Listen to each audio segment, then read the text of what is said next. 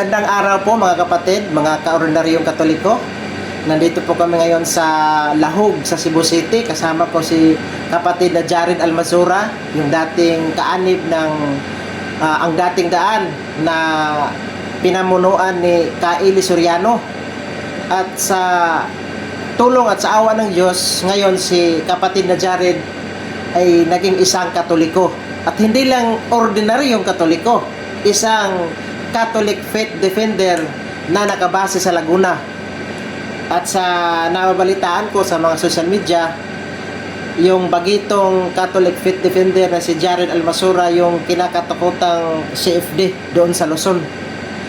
May tanong ako sa iyo, kapatid na Jared. Sige bro, Sa mga nakikita ko ngayon, sa mga young Catholics, na minsan, ay hindi lang minsan, nga yung nakikita ko na mas kung nagkakaunti yung nagsisimba ng mga young Catholics sa mga kabataan.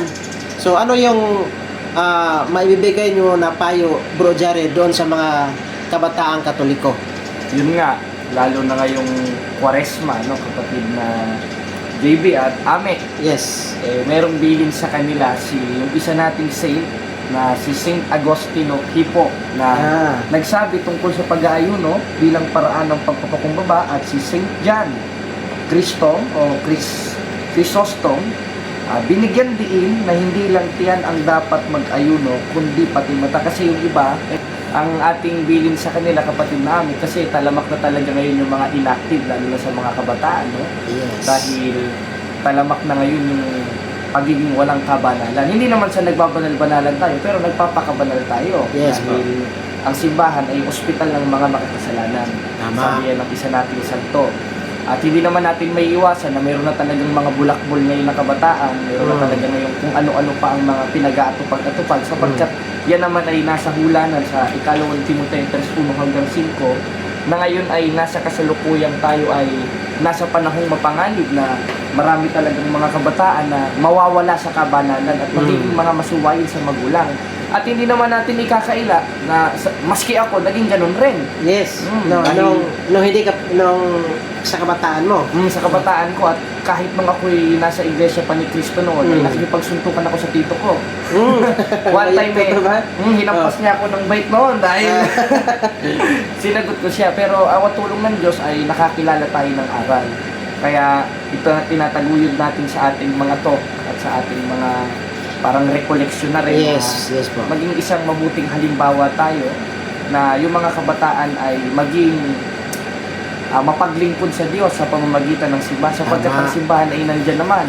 Hindi naman naalis ang simbahan dahil may pangako naman dyan si Cristo na sa 3:11 ng Efeso, ito'y nasa panukalang walang hanggan. Yes. Siyempre, mahirap na kung kailan ka lang tatanda tsaka ka maglilingkod, uugod-ugod ka na. Habang malakas pa. Habang malakas pa, igugol natin sa Panginoon yung paglilingkod sa Kanya. Dahil binabasa rin naman ng mga boy na ginito sa 6:33 of Book of Matthew, na hanapin niyo muna Kanyang kaharian, Kanyang katwiran, at lahat ng mga bagay na ito'y pawang daragdag sa inyo. Ang kinaibahan naman sa ating mga Katoliko, hindi tayo faith alone Yes. Sa kanila, pag binasa yun, faith alone, ligtas ka na. Ligtas na O kaya kahit magbulakbol ka, kahit mag-drugs, kaya itong mga boy lang yun, yung sa mga kabataan nito, kapatid na amik, minsan pa nga may nagbanta sa akin, huwag lang natin pangalanan, pagpupulutin daw ako ng ngipin. Just imagine, born again yun, Dahil hindi nila itinuturo yung pagsunod sa utos ng Diyos. Dahil makikita lang natin yung tunay na pagsunod sa utos ng Diyos sa pamamagitan ni Kristo, na siyang sumasa kanyang simbahan, ng simbahang Katoliko. Kaya ang bili natin sa mga kabataang Katoliko, huwag niyo sayangin ang oras sa pagiging Katoliko ninyo. Dahil wala nang ibang simbahang nagtuturo nito kundi ang simbahang Katoliko. Tama. Dahil yung mga sekta ngayon, kopya-kopyahan na lang sila sa Baptist, faith alone. Dito sa mga born again Christian, sa Victory Church, ang dami nilang mga denomination. Iisa lang ang tinuturo nila. May pagbabago ba sa mga kabataan? Wala. Naging relihiyoso bang mga kabataan? Hindi. Palasitas lang, pero hindi relihiyoso. Hindi mo nakikita yung penance, lalo na ngayong Kwaresma. Speaking of Kwaresma, may sinasabi nga pala ang santo natin, kasi hindi lang para sa pagpapasting ito.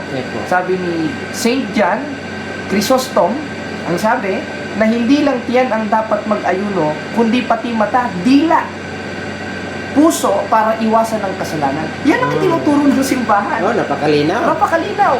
Hindi lang dapat ang tiyan ng pinag-aayon mo, kundi mata. Dahil talamak sa kabataan ngayon, yung mga bulge, yung Tama, pornografiya. Ah.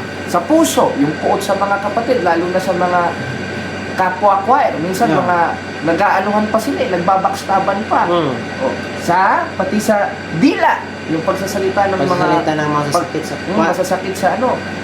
Kadalasan yan ay nakikita natin sa mga born again dahil makikita mo naman sa mga comment nila, lalo na sa mga kabataan nila na impokrito talaga.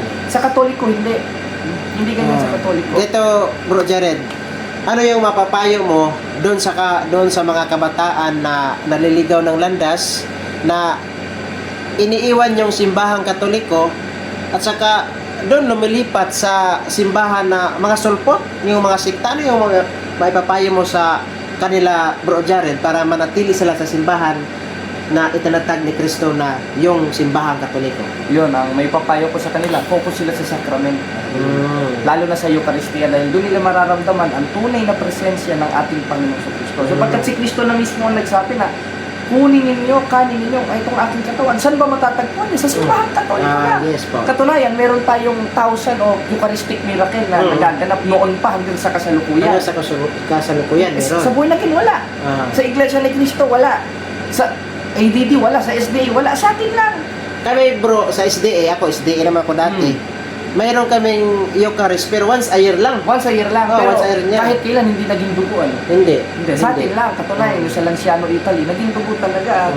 Katawan ni Kristo yung Eucharistia. Patunay na hindi dapat natin lisanin ang Katoliko sapagkat sa atin natutupad yung sinasabi ng ating Panginoon Kristo, hindi sa kanila. Malamang ang pinagbabatayan kasi ngayon ng mga kabataan, doon po ay naramdaman yung presence ni God sa born again Christian. May bilin sa kanila si Kristo, kapatid na ano. Basahin natin, ano? Ito dito sa 24 o 24-23 ng Mateo. Ganito ang ating mababasa. Pakinggan nyo, ha? Kasi marami ngayon, yun ang pinagbabatayan nila na naramdaman ko dito si God, si Christ, naramdaman ko. Baka ibang Kristo na yung nararamdaman mo. Okay, basahin natin. Sa 23 ng Mateo, anong sabi? Basahin natin sa Tagalog. Ganito po ang ating mababasa. Sabi, kung magkagayon, kung may magsabi sa inyo na sino mang tao, narito ang Kristo, nariyan, huwag ninyong paniwalaan. Yun. Ganon sinasabi ng mga pastor Sabihin nila, nung Katoliko ko, sugarol ako. Nung Katoliko ko, babaero ako. Pero hindi naman turo ng simbahan. Diba? Wala naman sa katisismo ng simbahan. Tapos ang idadahilan nila, kaya nung nag-born again ako, matino na ako. Dahil nandito ang presence ni Lord. Nandito ang Diyos. Sino nagsabi? Si Kristo ba? Hindi. Ang nagsabi sila. Na ayon kay Kristo, wag nating paniwalaan. Sapagkat, sabi lang ng tao yun, hindi sabi ni Kristo. Sa atin, may bilin talaga si Kristo, historically speaking, referado sa kanyang simbahan. Hindi born again yun, kundi simbahang Katoliko. Na ano?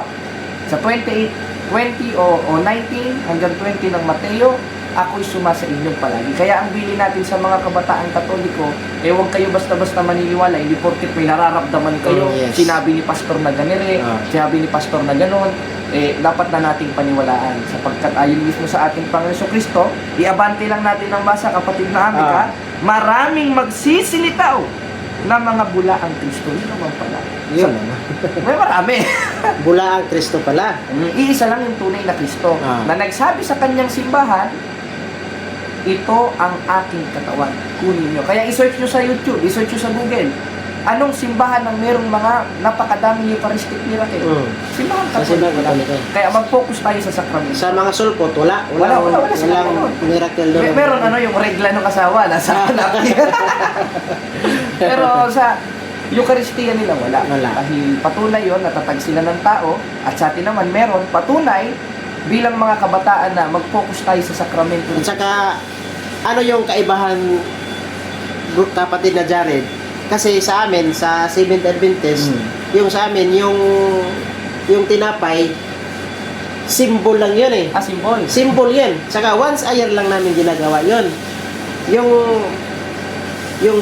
alak at saka yung tinapay, symbol lang para sa amin, sa SDA. Yung para sa Katoliko, kapatid na Jared, ano ba yung tinapay doon? symbol ba yun o literal na katawan ni Kristo? Literal na katawan ni Kristo yun. Ito na, Mm. doon pa nga lang sa mga Eucharistic miracle, yung Ah. pinag-uusapan natin, nagiging dugo talaga eh. Yun. Kahit kailan, wala tayong historical background sa SDA at sa mga Borong Agoy. Kaya sa Borong Agoy, biscuit lang yung, Biscuit. yung pita. Pita. Yung pinuputol nila, at saka yung tang grapes. Mm. Putol-putol nila, ayun, kain na, lamunan na sila. Hindi Mm. banal, balbal eh. At sa atin, ang kinaibahan sa atin, talagang mararamdaman mo during consecration, Napakasulit. napakasulit talaga. Mararamdaman mo talaga si Kristo. Ano? Yun nga kapatid na Jared, yung first time ko na naka-attend ng mass, umiyak ako. Talaga? Kasi naramdaman ko na iba talaga yung sa Catholic kaysa doon sa amin na once a year lang. Once a year. Once a year lang. At saka, masarap naman yung juice kasi yung Wells, yung mamahalin na mamahalin, yung grape juice. Saka yung tinapay na ginawa namin na walang pampatubo. Walang pampalasa. Walang pampalasa. Yun naman eh. Kaya lang, once a year lang. Saka umiinom kami, sabay-sabay kami. Saka sasabihin ng pastor na ito yung simbolo sa katawan ni Kristo. Ito yung simbolo sa katawan ni Kristo. Yung sa atin, literal taga yun. Saka wala naman tayong mababasa doon sa Biblia na sinabi na simbolo. Yung nakasabi dyan na ano yung nakasabi dyan Ito ang aking katawan. ito yung aking katawan. Aking. Ang hawak niya yung tinapay, literal. Literal. Pagkat si Kristo, di naman nagsisinungaling. Pag sinabi niya, totoo talaga yun. Pag sinabi niya, ito, totoo yun. Para sa kanila, hindi simbolo. Demonstrative pronouns po yung ginamit yun. Na yung subject of the sentence, na this is my body, yung tinapay. Hindi naman sila. Ibalik mo sila, no? Hindi eh. Kaya, ang laki talaga ng kinaibahan ng tunay na katawan ni Kristo kaysa dun sa simbolo-simboluhan lang na sila mismo ang nagko-consecrate. Sige, ito kapatid na Jared, yung final message mo doon sa mga young Catholics na magsilbi sa simbahang Katoliko at hindi doon sa ibang sekta. Okay. Yung final message mo. Ayun, kapatid. yung mga active ngayon na mga kabataan, lalo na sa choir, sa, ano bang tawag mo kapatid na JB? Yung mga kolektor, yung mga UCG, at sa iba-iba pa na mga nagsoserve sa mga parokya, kani-kanilang parokya, huwag po kayo maniniwala dun sa mga protestante, sa mga pastor. At huwag kayo sa kanila magpapaakay, kahit anong i-offer sa inyo, wag. Kahit anong ibigay sa inyo, wag. Sapagkat himala na yan na nagkaroon kayo ng tungkulin at huwag na huwag niyong iiwanan. Sapagkat yung tungkulin nyo na yan, sa tunay na simbahan, sa 3.24 ng Galacia, yan ang maghahatid sa atin sa ating Panginoon sa Kristo. Pag kay pastor, ang mahatid natin kay pastor, pera. 10%. 10%. Kaya yun lang ang bilin natin sa mga kabataan. Okay, maraming salamat po kapatid na Jared sa maikling panahon na ibigay mo sa atin. Sa lahat ng mga subscribers ng aking YouTube channel, Sukdanan sa Kamatuoran. Maraming salamat po. God bless sa ating lahat. God bless po.